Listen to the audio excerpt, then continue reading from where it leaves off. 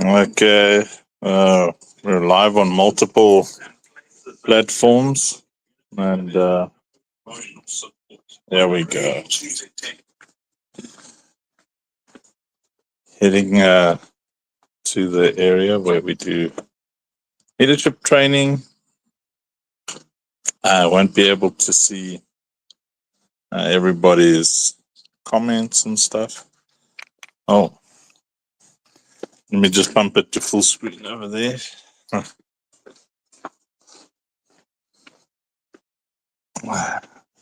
For the Arena Social people.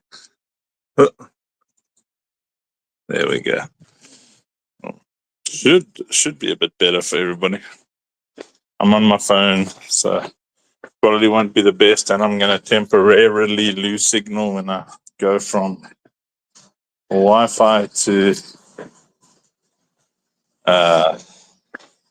3G. Please hold. Your connection is important to us.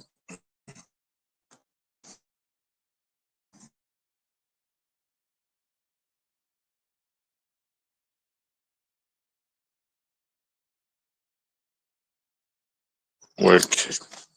There we go. Back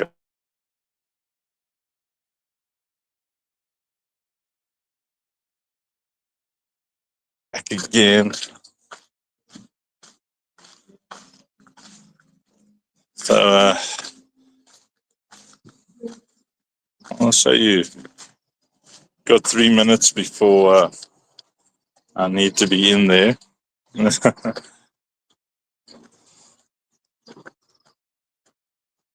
So we've had some heavy rains, but this is where we do a lot of our the Operation Safe Place stuff. Kids have got a place to play. Now the rains have totally ruined our beach, but we'll fix it again. Every year we have to fix it. But you see, we actually made a beach.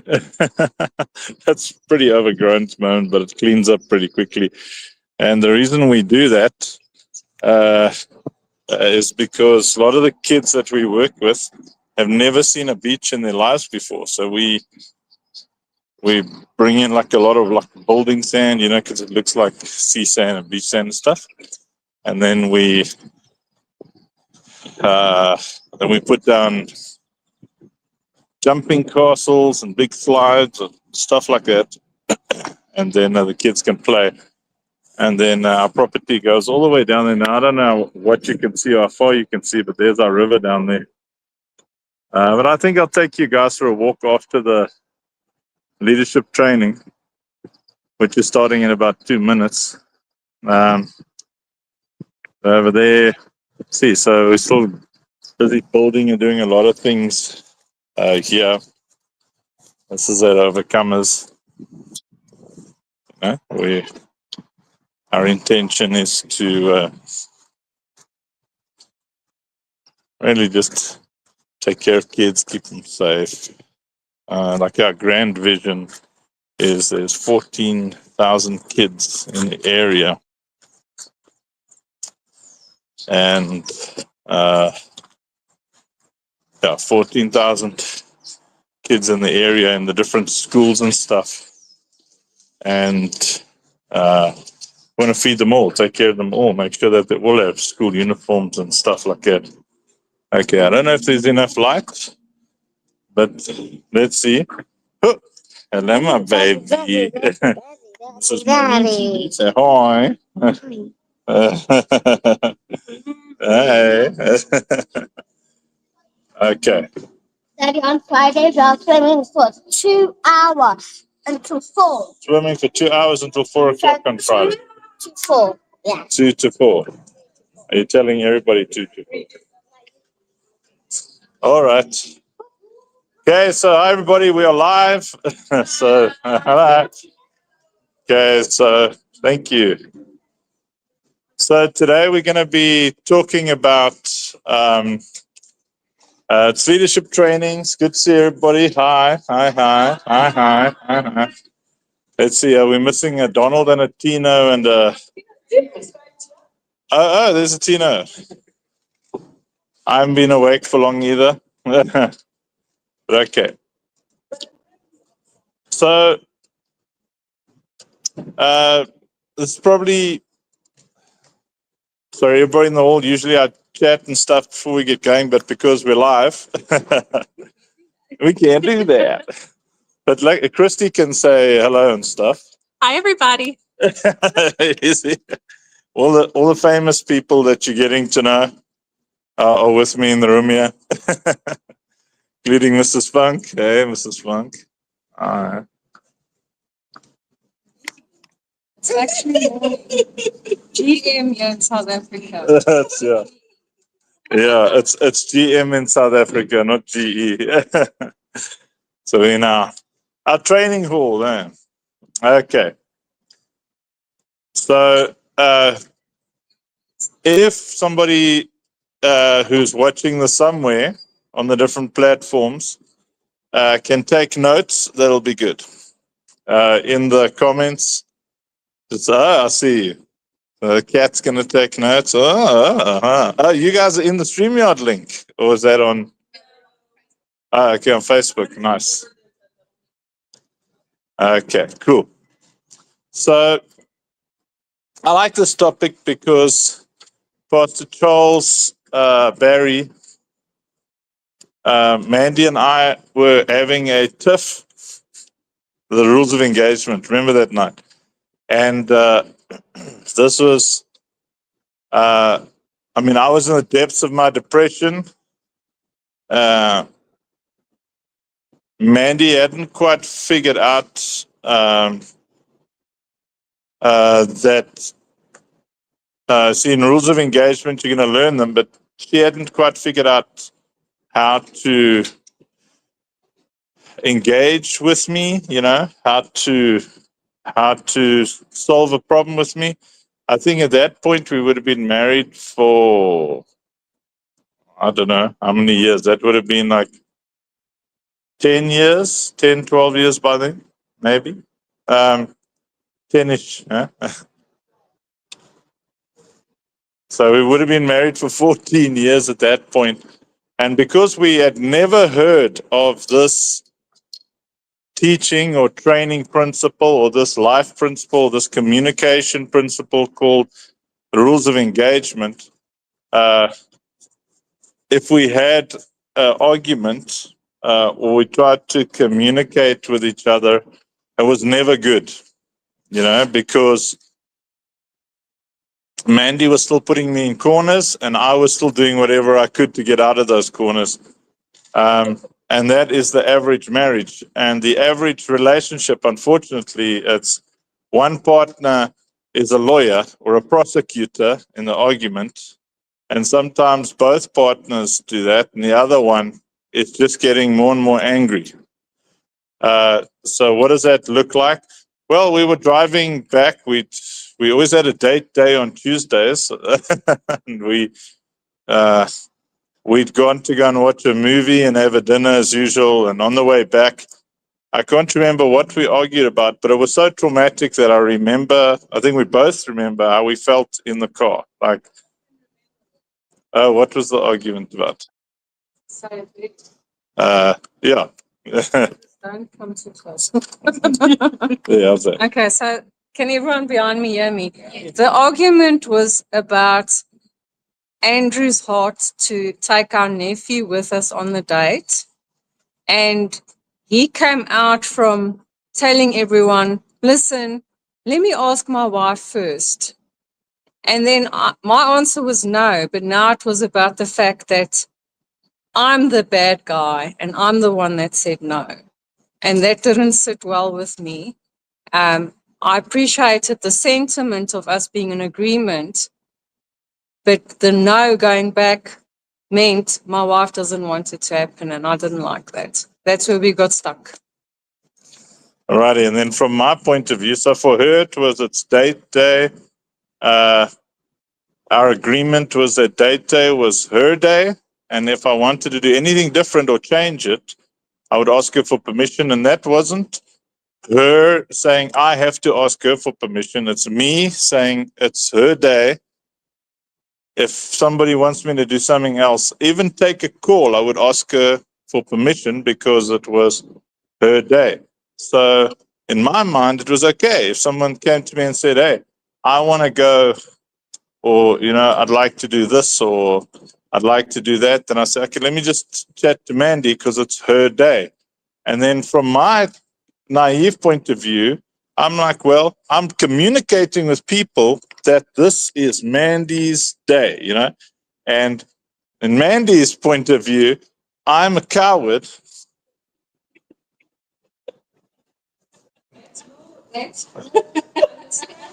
Yeah, my understanding, yeah. Yeah, so, but basically I'm fobbing it off on her, which is cowardly, so she didn't like that I was making her look like the bad guy, because, which was not my intention. So it was a immovable object meeting an unstoppable force. It was a stalemate, rock and a hard place. I was getting more and more angry because back in those days, if Mandy would push me and push me and push me until the steam came out. My sister Kathy used to do that to me when when we were teenagers. Yeah, I got training before. Kathy used to push me that the steam came out of the top of my head. Like, I've got so upset because, so if you okay, so we're all different. So I'm going to talk about me and I'm going to talk about Mandy because we air our dirty laundry. So me, if you ask me once, did you smoke the cigarette? And I say no. Whether I told the truth or I lied, your next question, we're going to war. Because I think because I was so afraid of getting into trouble as a kid and so afraid of conflict, I would determine, okay, is this a hill that I'm willing to die on? And you kind of make that decision. Was I naughty? Was I not naughty? But if you don't believe me, if you don't accept what I'm saying, that relationship is over anyway to me, because whether I told you the truth or I lied, you have decided whether or not I'm guilty. And I've always thought like that from when I was a kid. I hated conflict and I valued that people would trust my word, whether I was lying or not. Because I trust someone's word, whether they're lying or not, and I let people have a chance to, over time, because I've, I think because my emotional intelligence has always been quite high, even at school with my friends, like, nah, you're lying. But I wouldn't out the guy. I'd just wait and give him a chance and accept that he's got a reason. Because, my mom once said to me, it wasn't like about lying and stuff, but she said to me, well, did they break the law? Because I was always offended at everything. and my mom would say, well, did they break the law? Then if they didn't break the law, then just decide whether or not you want to continue in a relationship with that person. She didn't. I mean, she was talking to a kid, so I didn't use terms like this. I'm paraphrasing, but my mom would say something like that. Now we would all hear something else. Like Mandy just goes straight to the truth, wants to hear the truth, and if she back in those days didn't hear the truth that she thought was true, here we go. So now I'm saying in context of whether it's true or not. Now in the later years, by the time Mandy and I were married, I didn't need to lie about anything. I didn't need to lie. So, but I felt like I was treated like a liar. And this is very important for what I'm going to teach today, because the impact, the emotional impact of how we communicate is very important. Mandy would feel like I don't care that she feels like I'm making her look like the bad guy. Because emotions are not always true, but they are always real.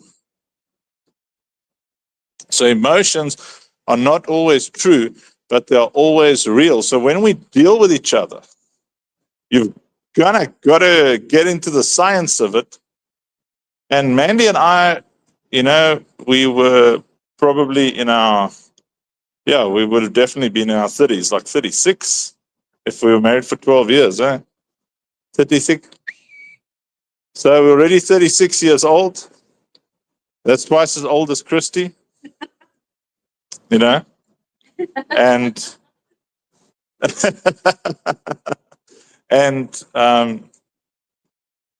married for 12 years, you'd think we know something.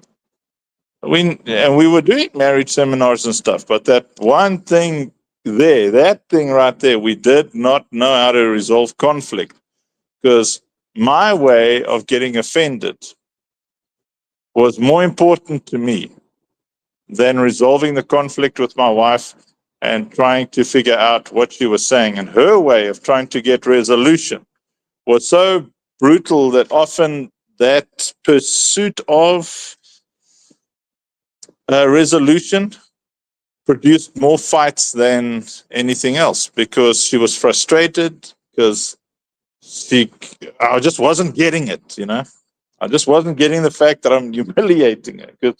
Because now it may or may not have been, may or may not. It definitely was not my intent. It may not have been my intent.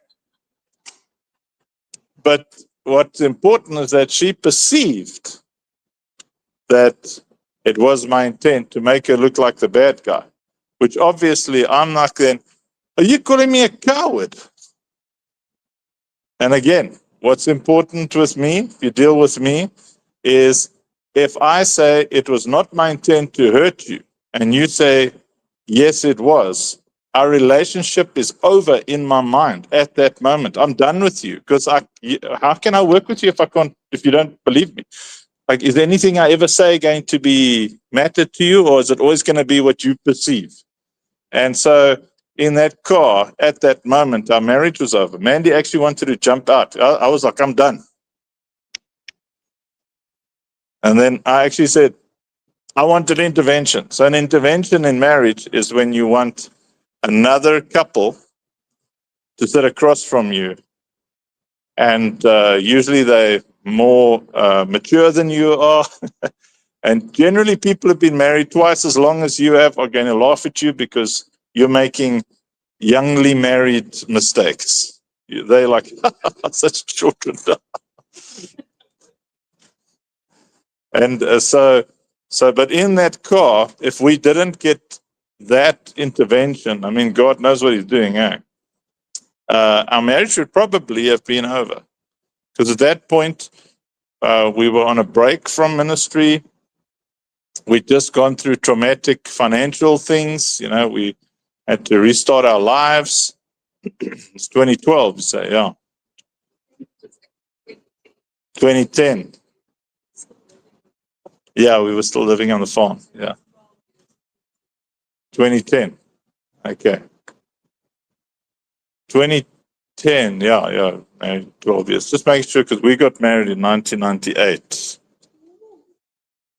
on the 20th of June.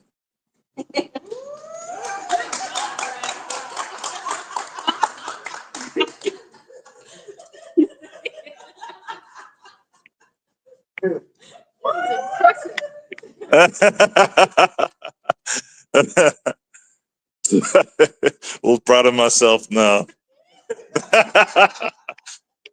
So at that point, you would think, after 12 years, my maths isn't good, but yeah, 12. After 12 years of marriage, you think you know something. But in that car, we just gotten to irreconcilable differences. We just arrived at that point.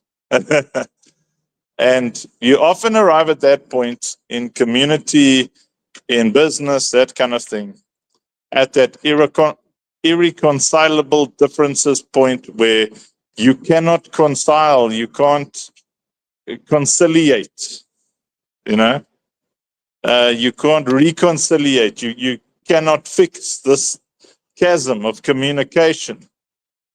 And we all have this line, all of us, every single person has this line where some men and some women are so loyal and so faithful that they will not leave, they will not divorce that person, but they will clock out. They're in the relationship, but they're not in love.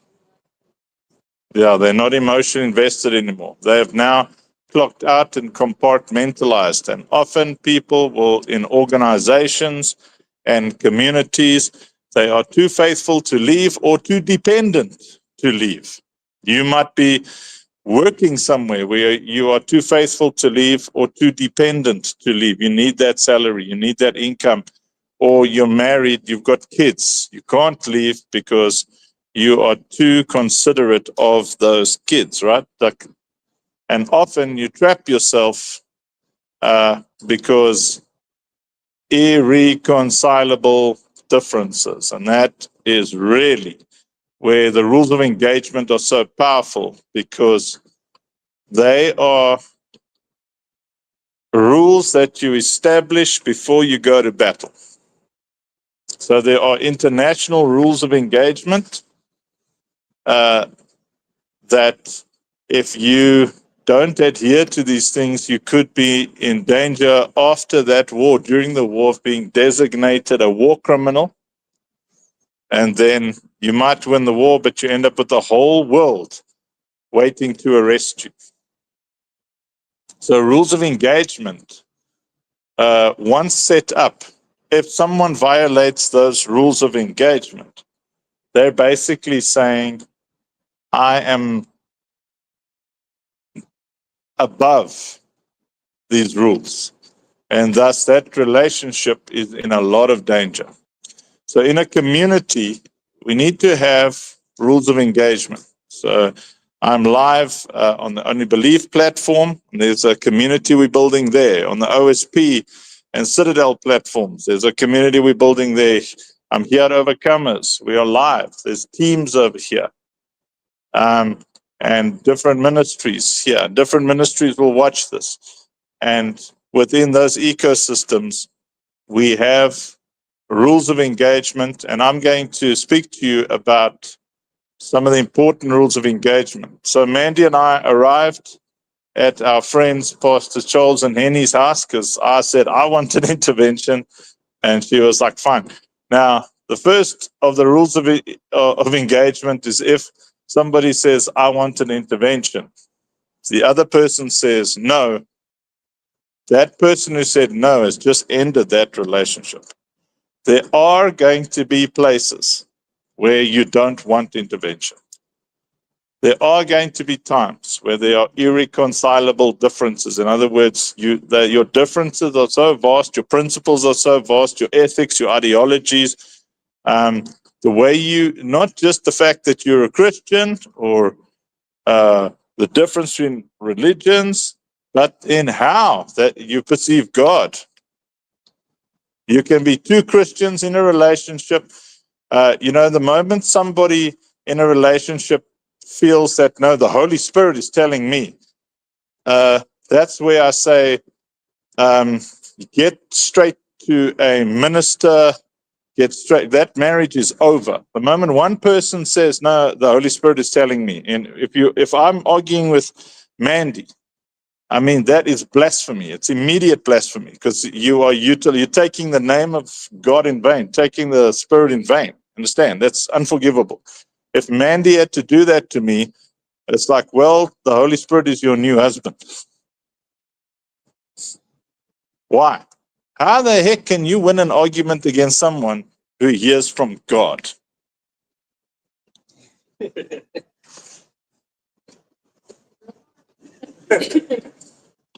I mean, that means all of their positions cannot be argued. And a lot of men have done that through the past. Oh, the Lord said I must take another wife. Now, if the first wife has got a problem with that, She's disobeying the Lord. Yeah. So when I get into a debate with someone, they have violated. That is a line I do not cross. If you tell me the Holy Spirit said to me, and I said, okay, great, you've heard from God. I'm not going to argue, and that's that. Then so some people would say, well, why must you go all passive aggressive? And then as my friend Rob always says, say, no, I'm going aggressive. Because it's a violation of rules of engagement. So what just happened now is I just communicated with all of you and everybody listening that that's one of my rules of engagement. Don't come to me and if you're in a debate with me and I say, listen, I don't think what you're doing is cool. And you say, well, the Lord told me. And I'm like, okay. Well, good luck, you and the Lord, whichever Lord it is. Lord of the flies, Lord of the dung heap. Because that, in my opinion, is not what God would say. So we serve two different gods. Can't get on with you. Now, we learned about that. We sat across from Pastor Charles and Pastor Henny, and they said to us, listen, let's set up some rules of engagement. And we were both like, huh? Is there any water anywhere, Mr. Nash? Just got a bit of a dryness at the back of my throat. So, and Mandy and I were like, rules of engagement? What's that? And then they asked Mandy first, okay, this is a very difficult subject. So what is it that Andrew can say or not say, do or not do, that would make it impossible for you to focus on what hurt you? In other words, what in this argument to solve this problem, to solve this conflict, what are the rules? Well, Mandy's like, okay, well, let me speak. It's one of hers. Let me finish my thoughts. Because I'm an A-type personality. I get very bored very quickly. You know, you're sitting there explaining something to me. I get it. I don't want to hear you go on for 15 minutes about something that I get. Mandy wants the 15 minutes. She's detailed, you know. So for me, I'm sitting there getting angrier and angrier while you meandering and going up the hill and coming down the hill to get to the point that I got in the first 5 seconds. So my emotional intelligence is high. My IQ might not be high, but I've got fantastic emotional intelligence. I can't do maths, but I can do people. And then I'm like, okay, you know. Thank you. Yeah, my people calculations are very rarely wrong because I've been a moron many times, and I remember all my moronousness, and then I see it in you, and I'm like, hey, you look like me.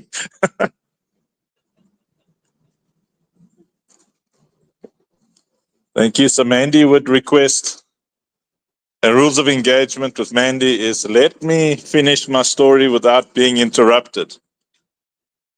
I'm like, good Lord, that's gonna suck.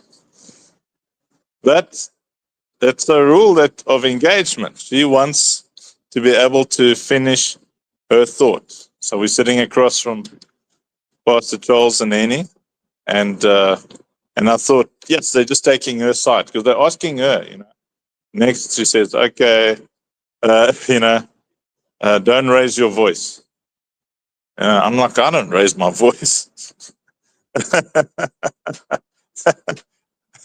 But and I'm like, I don't raise my voice. Well, you can get a little bit overbearing. You might not shout, but it feels like you're shouting. So Mandy would say, you use your full aura. Yeah, she say, you use your full power aura on me. I'm like, what? And it's the truth, you know. So I'm not talking to very difficult A personalities. I'm talking to my little Nunki bear, my little wife, my little smackety bummety, you know.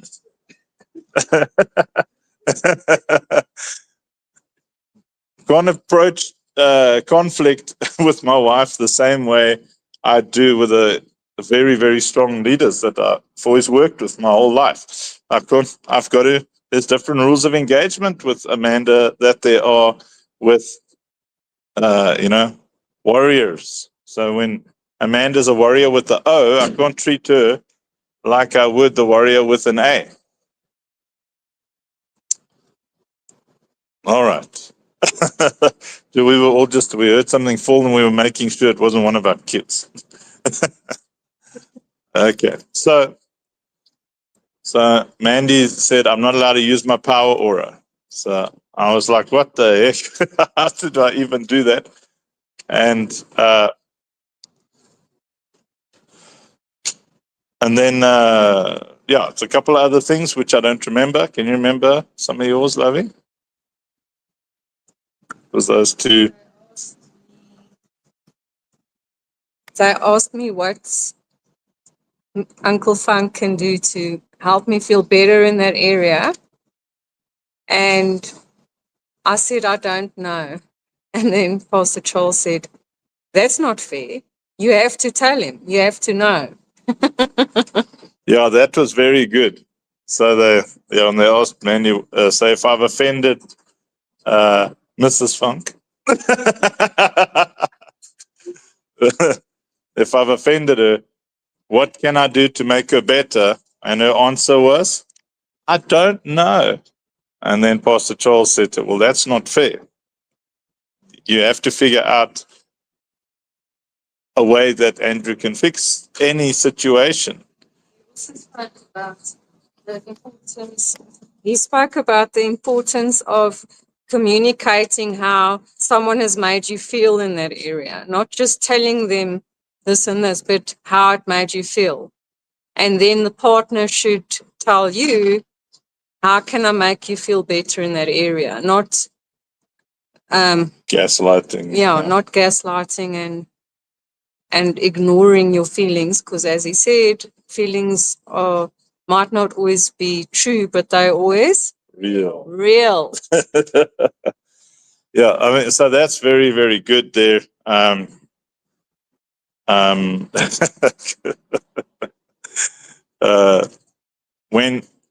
When someone tells you how it made them feel, you got to tackle that emotion first. You got to say, "Oh, okay, well, I definitely didn't want to make you feel like that. Not, you need to grow a thicker skin." Let me tell you, if you tell me to grow a thicker skin, I'm going to give you cause to grow a thicker skin, because I'm going to say, well, obviously, you have a thick skin, so let's fight, bro.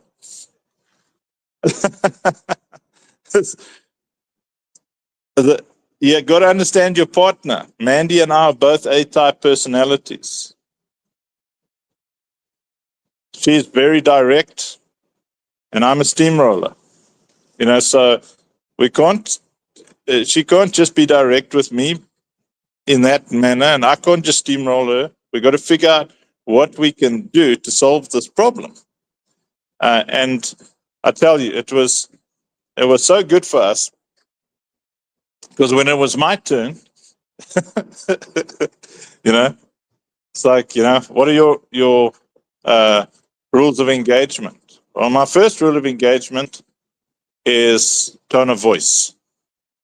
Because my nugget, you set the tune of your life with the tone of your voice. Now, is that something new, Kat, or was I already teaching that back in the Planet Faith days in 2001?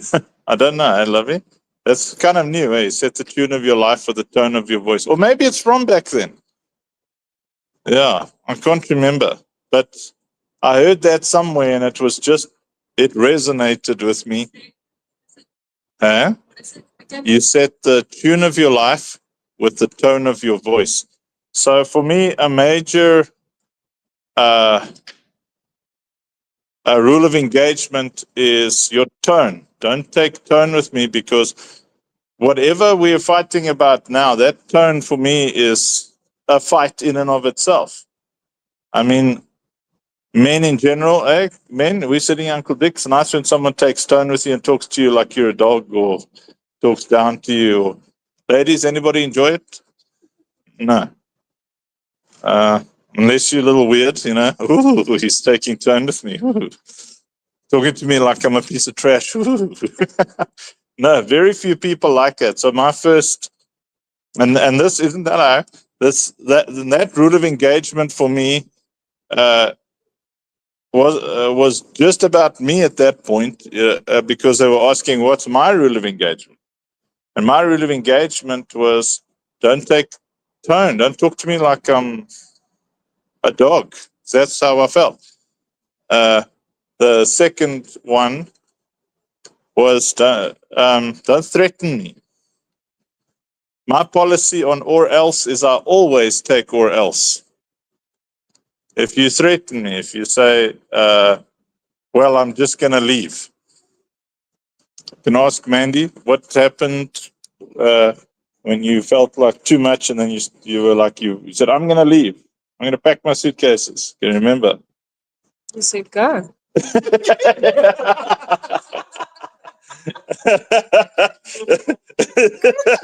You're not even going to fight for me to stay. It's so easy. Just go. Yeah, so she didn't like that much. Yeah, because I always take or else. If you threaten me, I always say, okay. Yeah, and then Mandy would feel, you don't want to fight for me.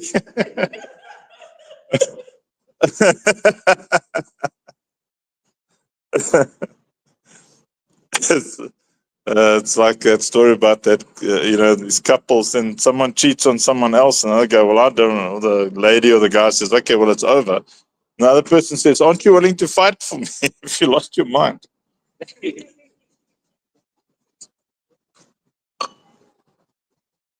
There are some ladies who will fight for their husband, and no, I respect that, Husbands that will fight to keep their wives. As a man, I don't respect that. But I'm not a lady. I was a man trapped in a woman's body for 9 months.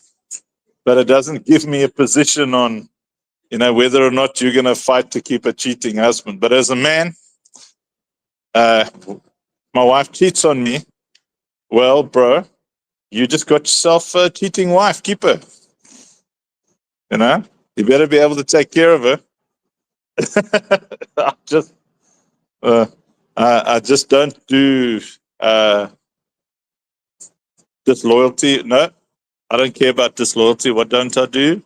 Betrayal. Yeah. I don't really need Mandy to be like loyal. Just don't betray me. I don't need people to be loyal. I think loyalty, when it's forced, unless you're in the army, you need loyalty. But I struggle with loyalty because it robs that genuineness of a relationship. You don't want people to be where they don't want to be. You know what I'm saying? Like, and I certainly don't want to be married to someone who doesn't want to be married to me. That'll suck. And a lot of people will stick it out for the sake of the kids. So we haven't been in that position. Praise the Lord. So I don't quite know what I would do because we've always got kids. So but I'm going to now take this in a leadership sense when it comes to rules of engagement and just help you understand. Did that set it up nicely? Does everybody understand the importance of rules of engagement? Like after that, Mandy and I always ask each other, how can I make you feel better? When we've hurt, whether intentional or unintentional, we always say, how can I make you feel better? And obviously, I have ways that Mandy can make me feel better.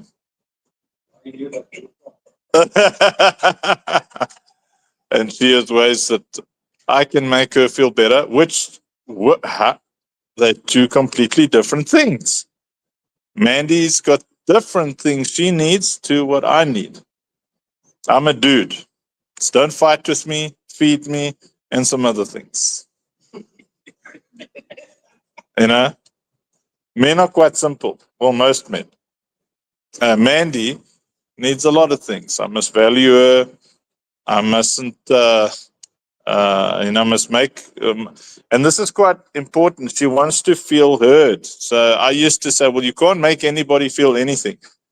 That is a narcissistic statement that we picked up from church was teaching us stuff like that. I'll give you an example. Are you ready? Christy, I'm going to make a statement and I'm going to put a camera in your face. Are you ready? You can't make somebody feel offended. Offense is something they pick up. That's fun. That's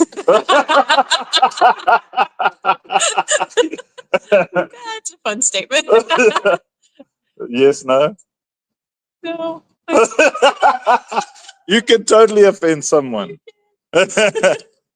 I mean, from a biblical point of view, you can offend the Holy Spirit. Anybody are stronger than the Holy Spirit? You can grieve the Holy Spirit. So if you can grieve God, I promise you can grieve a human being. Yes, you can offend someone. You can offend and hurt and break and destroy another human being. When that statement is offense is something you pick up. You've got to pick it up. I even used to teach it for a while. I don't know how the hell I believe that trash. That was taught by a narcissist, a bully. Bullies teach that stuff. We're not bullies.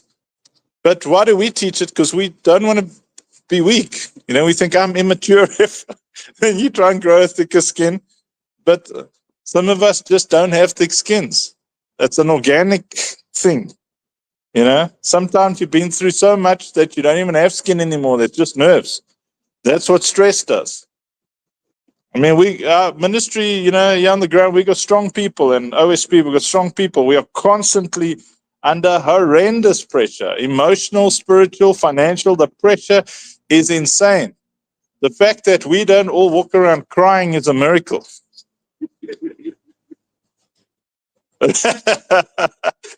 Mandy's like, yeah, and Mavis, yeah.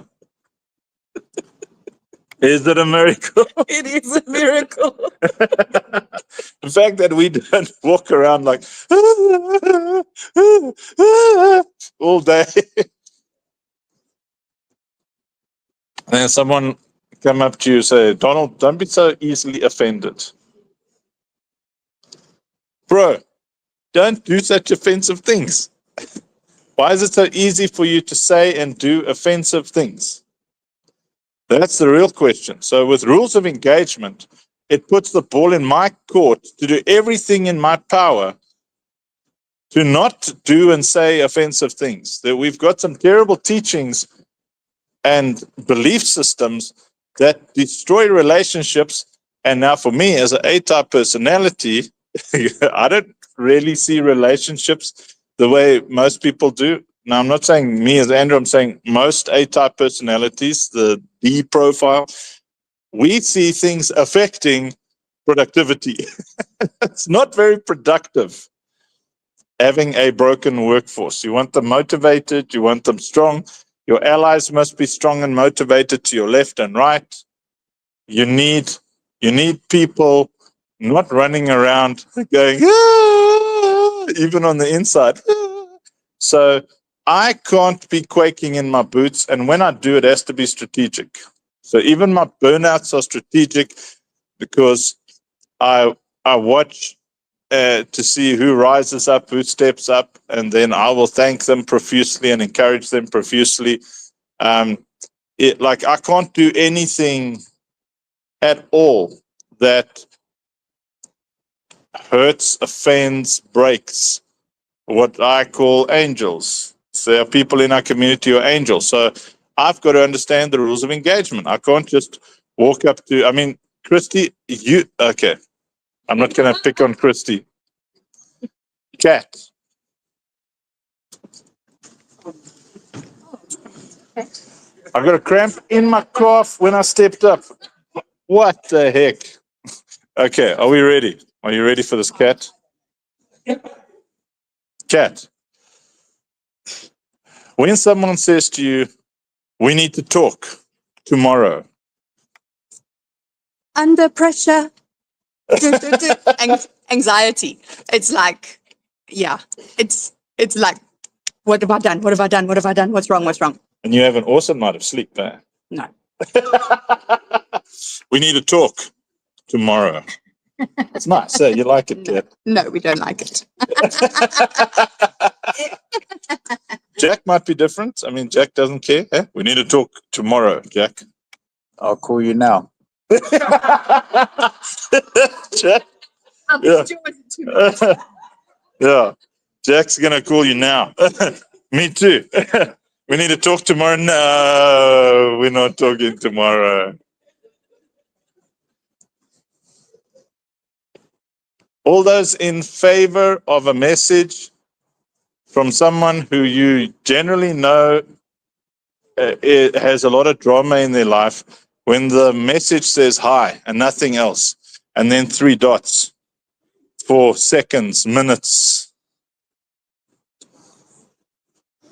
So Anxiety rises. between the hi and the 3 dots, yeah. Waiting. What is it? Hi. I'm like, it's gonna be good, whatever it is. You start laughing, yeah. Christy's so tough. Yeah? You know that those messages, Mr. Nasson? Hi. And then the 3 little dots, you know, they're typing. And you're like, what the? In the torturous. Yes, type it all in one message. Let me just read the conflict. Put me out of my misery. Told that story how I used to ask the headmaster. I used to tell the headmaster, please, I will take an extra Jack, you know. They hit the whole class and you have to stand in line. Or if you know you're getting a hiding tomorrow, I said, I'll take twice. I'll take 4 now, please. Because that's a nightmare. Please. I would start crying. Say, please, just hit me now. Because I couldn't handle the tension, the anxiety of waiting for that punishment.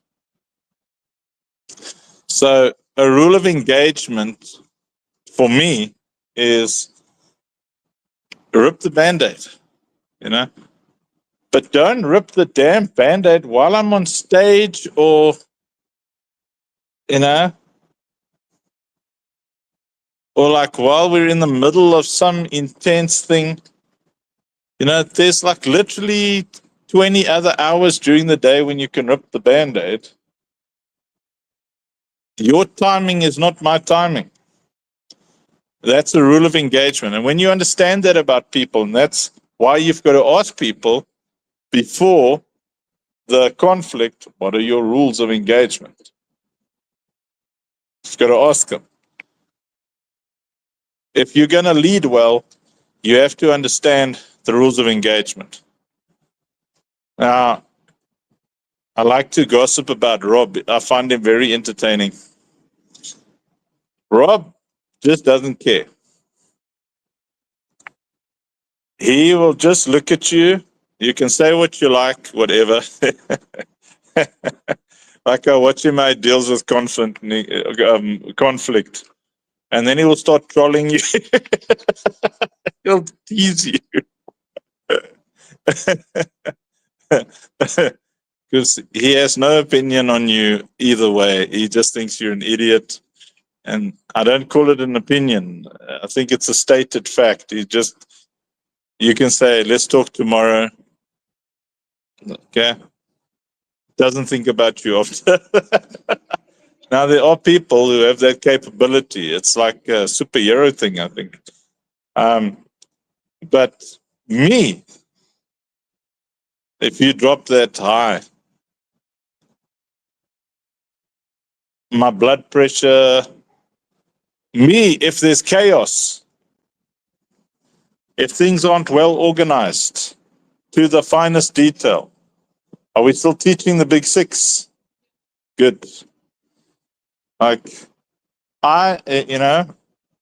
obedience for me is like the most important principle of the Big 6, and fulfill the smallest instruction or command to the finest detail. Now, for me, obedience isn't just obedience to your line of authority. Obedience is something that you apply in response to your own dream. You know, so if you're doing something, you got to do it with excellence, and that's part of the obedience thing. What is excellence? Let's go the extra mile all the time. Initiative, go the extra mile all the time before you're asked. And my rules of engagement, I want the communication to be proper. I want the timing to be right. I want there to be excellence in all things, because I want to see that this is important to you. In my rules of engagement, if you threaten me or accuse me, it's over. And people are like, wow, that is extreme. I'm an extreme person. And if you want to be in relationship with me, in order for you to be safe, you have to understand my rules of engagement. That's not the same with everyone. I don't know, how many times can someone threaten you with an or else, Jack? Are you fine with a bunch of or elses? Maybe 3? Yeah? You better be there on time. You better send those financial documents or else. This is your final warning. Eh? Don't care? Yeah. Yeah. It's like, yeah, all right, whatever. Eh? Kat, your response to you better or else? You fine? See, so Jack can handle it.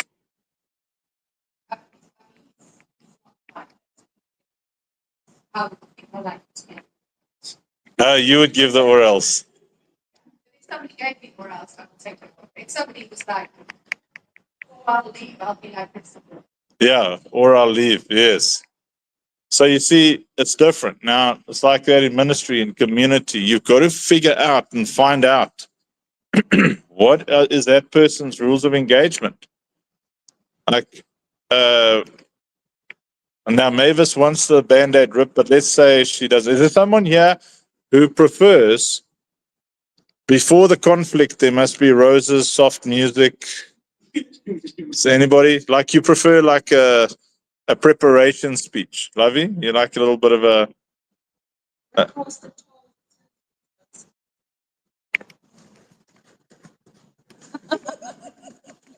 What Pastor Charles also taught us is that when we are going to request a meeting with someone to discuss something, whether it's your partner or a business partner or someone in your community, that you need to tell them what you would like to discuss, number one. Number two, when would be convenient for you to discuss this? When can we set up an appointment so that the other person is in charge, knows what it's about, and has the opportunity when they'll be ready to receive that information. That's very good, huh? So it's what you're going to discuss. And when would it be convenient for you? So it's important to know other people's rules of engagement. There are people who I learned that there are some people that don't want to get straight to the point. They first say, well, let's just chat, hang out. And then in me, it's like stewing. There's a pot bubbling. I just want to sort this thing out. And they're like, okay, well, I don't want to sort it out immediately. Give me time. I'm like, well, you can have all the time you want because we're never talking again.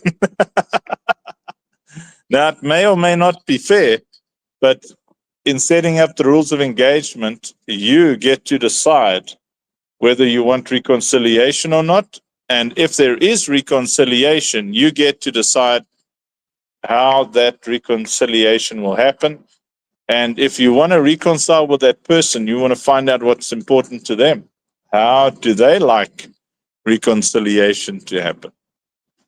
See, so in a big organization like ours, where if we have to take everything across everything we're doing here, the extended stuff, the political stuff, the Like in that WhatsApp chat, did you see how I established rules of engagement? And then the entire group in one WhatsApp chat established a rule of engagement. Everybody said, that's not cool. And they'd established in a meeting, this is how we want communication to happen. There was somebody who was a bit rude. We don't do rude. We don't do accusations. We don't do or else. Like there's something in South African politics where people say, you better be careful. If you tell me you better be careful, you are threatening me with what? Must I be careful? Is that a physical threat? Are you going to come at, what are you threatening me? I want to know immediately because I like fighting. You understand? If we're going to fight, let's fight. And I like going scorched earth. If I've found out someone is my enemy, I'm not done with you until you can never get up again. When you think my name at night, I want you to think, let me not go there again. Because I hate conflict, but I like fighting. And there's a lot of people like that. If you don't learn their rules of engagement, you will become their obsession. There are crazy people out there. You don't want to mess up when it comes to this because there are people who will kill you because you can't stop pushing. And then people say, well, never blame the victim. Bro, sometimes you are the aggressor and what you got was not victimhood. You didn't get punched or attacked or divorced or whatever because the other person was the bad guy. Sometimes you pushed them to a point where you brought the worst out in that person. Now you'd say that's gaslighting. Don't use terms you don't understand for everything to make yourself look like the victim because you just gaslit that person too. And where did I learn that? I was in an argument with a very wise minister once, and he said, you've got to stop. I know you want to get this off your chest, but you've got to stop because the effect that you're having on me now is not good. It's Pastor At. Said he said you're sitting in front of me, but you're standing on the inside. The effect that you're having on me is not good. He said your goal must be to bring the best out of each other, not the worst. If you want to see the worst out of me, continue what you're doing now. And back then I thought that's not cool. And I thought that's not, but he was being very mature. Yes, and we think he was only about 34, no, about 36 that time, man. Very wise guy, Pastor. Because he was clever enough to know his own limits. And in later years, I remembered how in different arguments, I'd been pushed to a place. Who's ever felt like that? It's like that person is pushing you, pushing you, pushing you. You just want to get out of the situation. And now the problem that we wanted to solve is no longer the problem. The problem is the situation right now, this fight right now. It's not so let's say I stole Mr. Nassen's sucker, Mandy's chocolate. Yeah, but let's say Mr. Nassen, pick up Mr. Nassen. Let's say I stole his chocolate. So he sits down and we discuss the stolen chocolate, right? And he says, Rev, I respect you, but I don't think it's cool that you just come into my room, into my fridge, take my chocolate. If you can ask, I would have brought it for you, but you don't tell anybody. You just come and steal my chocolate. I'm blaming everybody else, and then I go, oh, now you got a problem with me having a chocolate. So that's called gaslighting, by the way. Now I'm making it about me, not about him. I say, oh, so you're not willing to give me a chocolate. Now, what's happening is Mr. Nassen's sitting across from me, thinking, this isn't going the way I wanted it to. I'm being nice. The problem is, that I was accusing my family until I found out that Rev took the chocolate. If he just told me he took the chocolate or he wanted the chocolate, I'd be fine with it. But now I fought with my wife, fought with both my sons. I fought with my brother who was visiting, fought with my daughters, my grandkids. I've been accusing everybody for this missing chocolate. And this guy is sitting here telling me that he doesn't just want to say, okay, I'll tell you next time. What he's doing is he's fighting with me now. And then Mr. Nassen starts to get a little frustrated and he says, no, Rev, I'm not saying that you can't have the chocolate. I'm just asking that you tell me so that I don't accuse my family of theft. And then I'm like, well, that's a problem that you accuse your family. Now he's like starting to get a little bit agitated because how is this now I just wanted to talk about the chocolate. Like how has this now become about my family and about selfishness and why is Rev calling me selfish? He took the chocolate. I don't care that he took the chocolate. I just wanted him to tell me so that I don't accuse my family. And I start pushing him. And then after a while, if I continue along that vein, you might meet Chief Sekuru.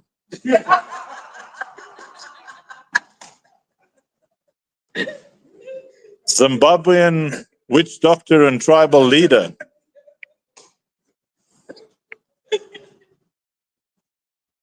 I mean, if you can drive Jesus to throw tables, you can push sweet, gentle, wonderful Mr. Nassen back to his pre-Jesus life,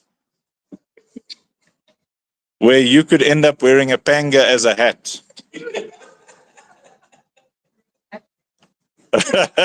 Yeah.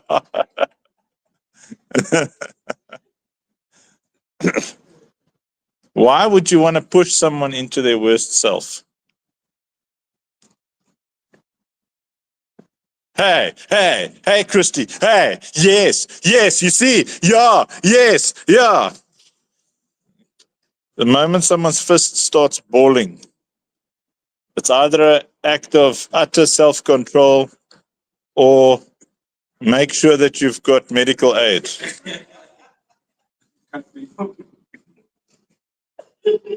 So you don't understand the rules of engagement in particular with that person. You've got to go out of your way to learn. And that is why before there's conflict, try and establish rules of engagement. How do you communicate with Donald? Like I know how to communicate with Donald. Hi, Donald. And Donald now knows how to communicate with me, yeah.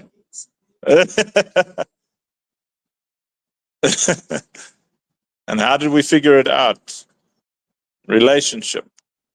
Sometimes people themselves don't know. Like Mandy said, I don't know. It's like, how do you make this right? I don't know. And that was, we'd been married for 12 years already at that point. Now we've been married for 27 years now. And now we kind of know, sometimes you need space. Sometimes I must just sit there. Just listen. Mandy knows about me that I cannot, it's not that I don't want to, but I cannot respond to certain expectations in a conversation. Like if Mandy says, Mavis hurt me, Mavis ate a chocolate in front of me, and she didn't offer me any chocolate because she disrespects me. Now in my mind, it would be, that is the dumbest thing I've ever heard. How can you read her mind? Because I get very angry when people think they can read other people's minds. It's like irritates me off. Yes, I said, Lovey, I don't do speculation and assumption and judgment based on, like suspicion. And then, but Mandy needs to get that emotion off her chest. She needs to say, Mavis thinks she's better than me. She's, she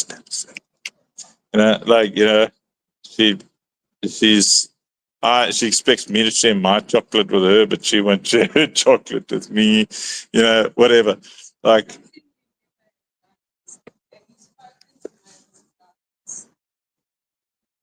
Okay, so speaking about that, he's a very good listener now, but he never encourages me to go to the person to deal with the person about it. Sometimes it's just a vent, and we all want to vent with someone, right? However, a vent isn't just a vent, it's gossip. So we should be encouraging each other to speak to the person, especially if it's someone that's below us in authority, and say, I'm giving you 3 days. Pastor Charles taught us the 3-day system. And if you don't speak to them, I'm going with you to speak to that person. now imagine a husband saying that to a wife. We are dead. Okay. As far as husbands to wives, I advise this one. My love, I suggest, no, I don't suggest, because we don't actually want the answer right. We just want to be heard. So, my wife, have you thought about speaking to Mavis about how you feel about this subject? Yes? See, so she just added a rule of engagement. She's put in a request. So now I file it. What was my previous assumption? A safe one. Yeah, just listen. Don't give any advice. Yeah. So, ladies, I can give you some tips, and men, I can give you some tips. Now, this is across the board in dealing with all sorts of things. 2 minutes. Oh, 2 minutes past. Oh, goodness. Okay. Who's got appointments? Anyone got to run? Can we go a bit longer? No. Okay. I'll end then with this. Okay. And maybe we'll do more rules of engagement next week. So nice subject. Yeah. So here's 2 major tips. Number 1 is, ladies, no matter which man you're communicating with, always assume that they're tired. The natural state of men, because we're wired, programmed, God has put us together for battle, is our natural state outside of war is rest. So when we're not fighting, we're tired. So battle weary. Yeah. Now, it's not that ladies don't fight battles as well. It's that men, if they don't perceive a massive threat, they go into a kind of we enter kind of a nothing state. We just focus on the work that's in front of us. When you come to us with an issue, there's not one point where we are going to be woohoo. You understand?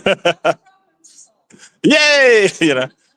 That's because we're in a state of rest. So when you see a man go, what's happening is he is mentally changing gears. He's going through his process to go into solutions, battle, whatever mode it is. If you're married or if you're in a ministry or organizational thing with a narcissist, there's very little you can do to resolve conflict. You go in there realizing, okay, you're going to be gaslit, or you're going to be manipulated. Those things are going to happen. So you just communicate the emotion that what you did has this impact on me. Then no matter what they say, you just stick to your guns and you say, yes, I appreciate that, because they're going to tell you grow a thicker skin, all that kind of thing. So yes, I'll work on getting a thicker skin, but I just want to communicate that what you did has this emotional effect on me. Yes, I'll work on getting a thicker skin and not being paranoid, and I'll work on not triggering you, but I just wanted to communicate that what you did had this emotional effect on me, because then the narcissist doesn't want to be wrong, and they're just as hard on themselves often as they are on you.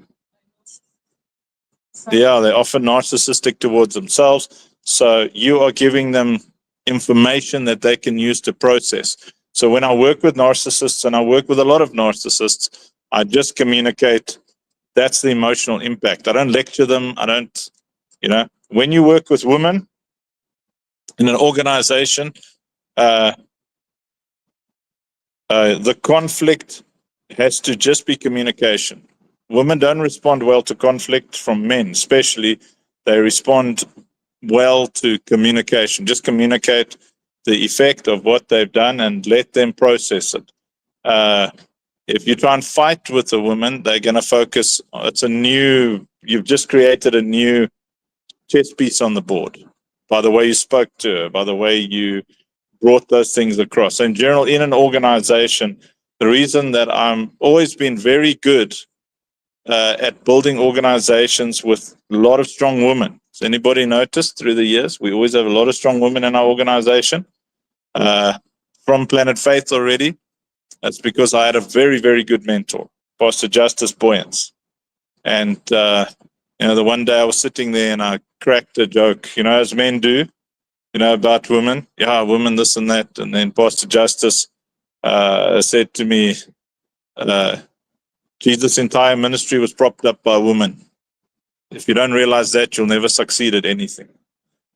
And I'm paraphrasing now. He said that in Afrikaans, and he said it an entire 1 hour car drive from Boksburg to Pretoria. He explained the concept. And he explained to me how, if you don't know how to work with women in an organization, it's going to fail. Because women have got tenacity and perseverance. Looking for a word here, and you can last long. Endurance, thank you. They got a very high pain threshold. Women can bear a lot more than most men can, on average. Obviously, there's exceptions to the rule, but if you want consistency, then you want to, like the moment when I went live for the first time on Arena Social, and we had Mush Mula and B, those two, the moment those two got involved, I made everything about those two, because I knew if they stuck around, we would get more people coming and more women would come. And because the endurance, women are very loyal. Men are mostly opportunistic, where women are very loyal. When a woman trusts you, you've got her attention until you break that trust, and then you've got her contempt. Men tend to forgive a little bit faster, but in your rules of engagement, you want to make sure that you know how to communicate with women, and definitely how you communicate with men. So the last thing is, what was the thing I started with 2 weeks ago when I said, what do men need to feel? Respected. And what do women need to feel? Appreciated. So if you always remember that, is my communication right now potentially going to make this guy feel disrespected? Women also need to feel respected. Men also need to feel appreciated. But like most men like me, I don't want to hear appreciation. It makes me feel awkward. I don't know any other men here like that. It's like, oh, you're doing such a good job. Blah, blah, blah. You can thank you. But what I respond to is respect. And what does respect look like? It's don't be late for me. Don't come at me with tone of voice. I've paid a price for the rank that I have in the things that I do. Don't try and come at me like you're my equal. To respect the price I've paid. I don't teach people who give me a yeah, but. That's how most men are like that. Mr. Nassen, if you're trying to give someone advice and they say yes, but, and you say no, but, Or I know, but because it's disrespectful, So with women, we deal with them, not one or two appreciations. Oh, Mavis, that was good. Once a year, like once a year at the ministry dinner, little cup, Well done for a good year service, but I'm going to treat you for trash for the next year. Who's been in organizations like that? They shout at you, treat you like trash at the end of the year. Then you just watch that fake pastor's wife there. We appreciate you so much, Sister Amanda. Yeah. And then the husband's like, glory, hallelujah. It's been a year, and then everybody just sits there thinking, rapture me now, Jesus. No, if you want to build a great organization, build out your rules of engagement. And the most basic of those is if you go into an argument or a conflict with a man as a man, don't disrespect that guy. Because the moment a man feels disrespected, he's going to get defensive. Or in my case, offensive. And where's the menu? Who gets offensive when you feel disrespected? Yeah, see? 3 hands just went up. Who gets a little bit defensive when they feel disrespected? Mandy just put up a hand. That's the one thing. Not just the man. You can't have the whole. I'm just kidding. Yeah. Kirsty's like, hey, women feel disrespected too. Yeah. And Mandy as well, because they're A-type personalities, you see. So you have to understand psychometrics and stuff like that. So make people feel, because you can make people feel appreciated and respected 24/7 if you can. Okay. Amen. Thank you, everybody. So I'm still live, so I won't really be able to chat. I'm going to take all the viewers for a quick. The request was, we'd like to see the river. Hey, it's me, B. I'd like to see the river. It's pretty right now too. Oh, is the river pretty? Okay. Hey, Lily, are we going walkies? Yes. Is she. Yeah, that's Lily. Hello, Lily. Yes, Lily. Happy Lily. All right. Love you all. Hey, Amanda. Nice kisses from my baby. Mwah. Bye. Ooh, everybody. Oops, sorry. All right. Okay, so those of you who don't know, so we feed a lot of people, and this is a place where a lot of feeding happens, and there's a kitchen over there. It's actually real, the stuff we do. Look at this. So feed lots of people who don't have to, not these two. These two people are people who feed. This Donald and Charmaine. But I'm in Africa. We've got a nice kitchen. See, it's a kitchen. The kitchens. We need a bigger, newer one. But what you're looking at here is ridiculously expensive. The stuff is expensive, man, And, thank God over these years, I'm able to get stuff. Not going to show you the pantry. There's not much light in there at the moment. They were in the building where we do all training and whatever, those kind of things. Sorry, I can't see comments and stuff because I'm on my phone via StreamYard. Lily, are we going walkies? Let's go.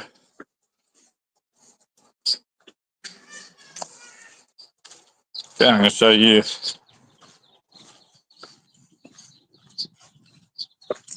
You've heard me talk about a prayer path. So we've got volunteers living all over the place, different places and ways and means. And there's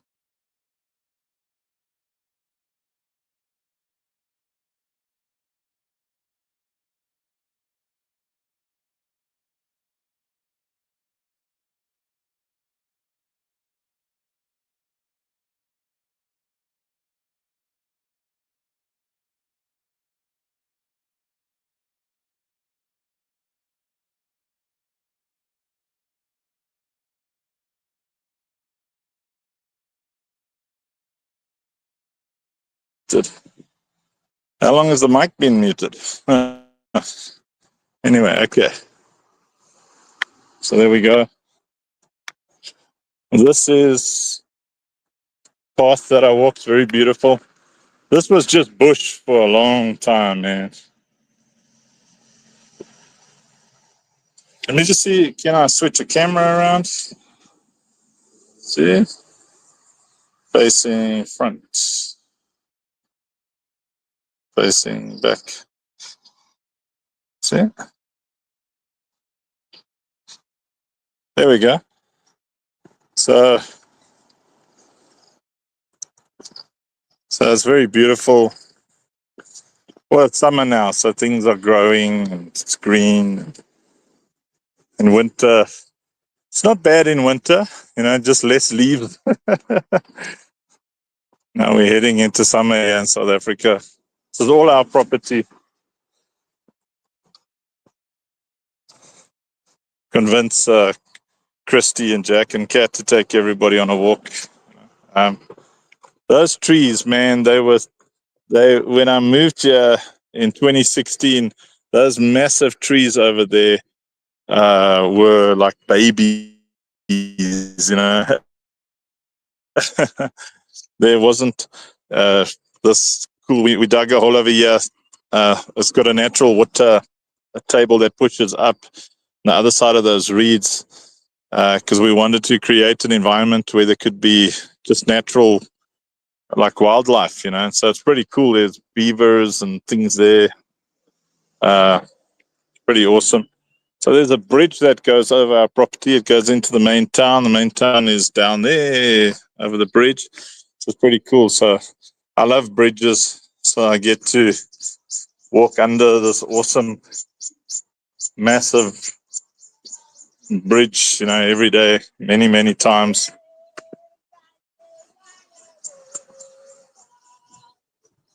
Let's see.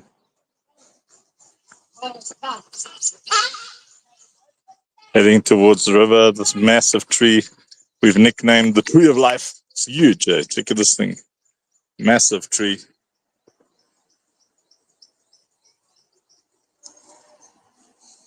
Yeah, we've started building, lifting the bottom of the property up because the water rises up here this high.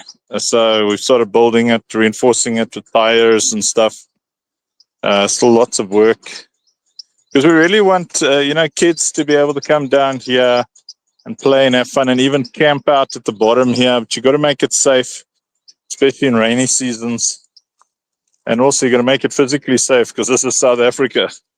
And this is the river that is in front of our property. It's very beautiful.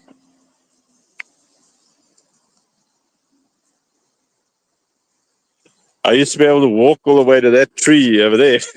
Now, it's been so many floods. All the soil's gone. Look at this down the bottom here. All the soil is gone, man. Man. Oh, man.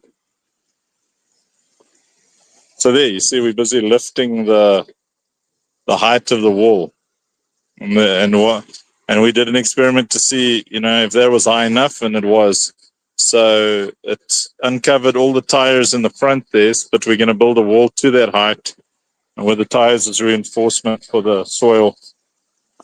The tires keep all the little stones and soil in there when the river comes down. Otherwise, the river finds every little crevice and crack. So we concreted this area because it was just impossible after every flood. Every year there's a flood that comes down here to have a place to walk. So the river's actually very wide, but it's quite nice that we have this serene part of the river coming down here. The river's as wide as the actual bridge. I think, you could actually, let me just go back to the spot here and you can see how wide it is. But the reeds get quite overgrown.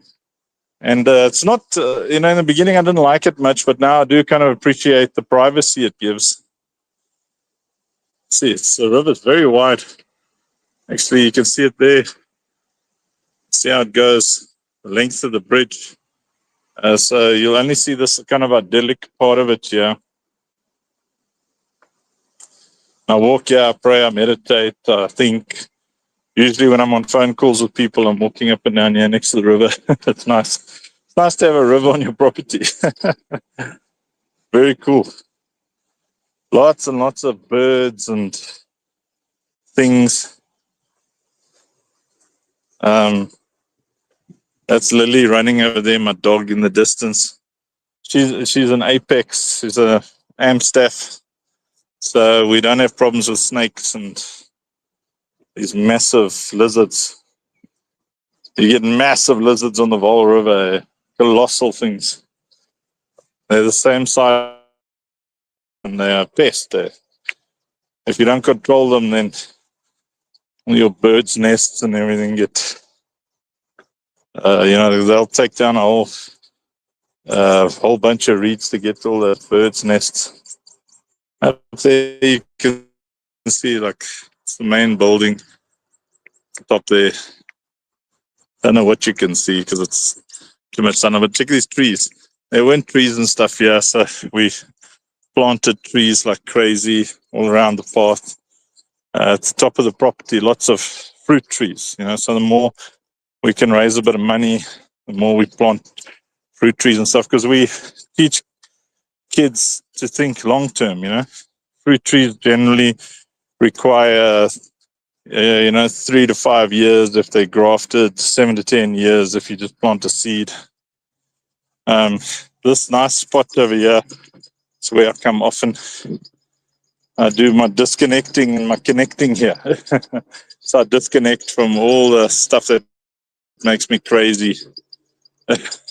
Accusation and bitterness and stuff like that.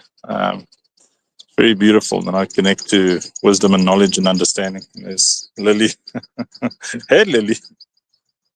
It's quite cool. If I had a stone now, you'd actually see her go underwater after that stone. And here we have the lesser spotted lily fish. Lily, are you a fishy? She loves swimming. Yes, let's go.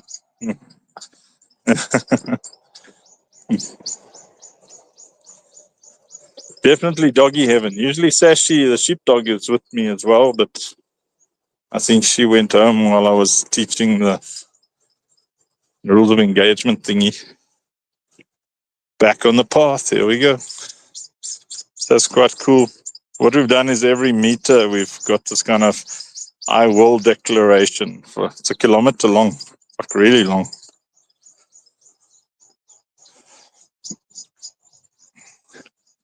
It's a good life, I'm very grateful to be able to have a place like this and just build slowly. We don't do the bank loans and things, as money comes in, we build bit by bit, step by step, brick by brick. That's how we build our vision as well. So we build our community, so we build OSP, Only Believe, the Citadel, milestone by milestone, step by step. So you go through the hardships, one victory at a time. Oh, this uphill, man. I've been walking this hill for 9 years and I'm still breathless. This is my backyard. So we've been building this community pool thing here. It's like right under our noses where all the little kiddies can come and swim. I see Tendai's chilling here. I assume the kids are going to come and swim now. Oh, that's nice. Oh, I see the water's dropping. We need to switch on that tap. Oh, is he going to come now? Yeah, so it's pretty cool. It's nice and deep. Our kids all learn how to swim from when they're 6 months old. Anyway, this is a hedge. This is the carport. So yeah, we're busy building like a cool little thingy for the kids, like, you know, a playhouse. We leave the front open so they don't get up to mischief, but we're still building. Yeah. It's been a bit of a stormy, windy thing lately, so ceiling padding for their little housey has fallen apart. But we like to do a lot of things for the kids, you know. Those containers were donated for us, and we do a lot of training in there.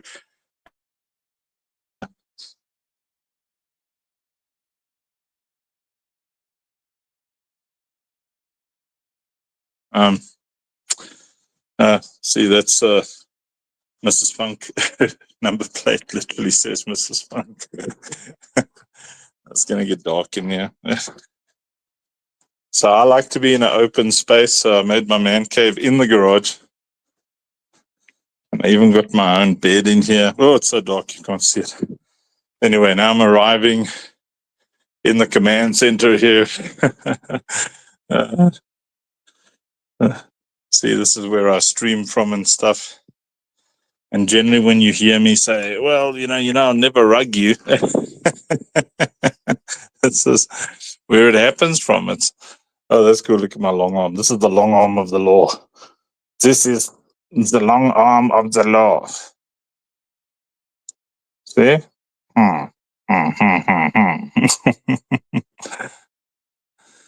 So let's have a look here. So that's where I'm live. And I see Sheshi and Bithi and goodness gracious, like 400 people watching on Arena Social. A lot of people watching on all the other things. So, you know, I would never just end the stream. I mean, how rude would that be? And obviously, I end the stream when I say that. Love you, bye.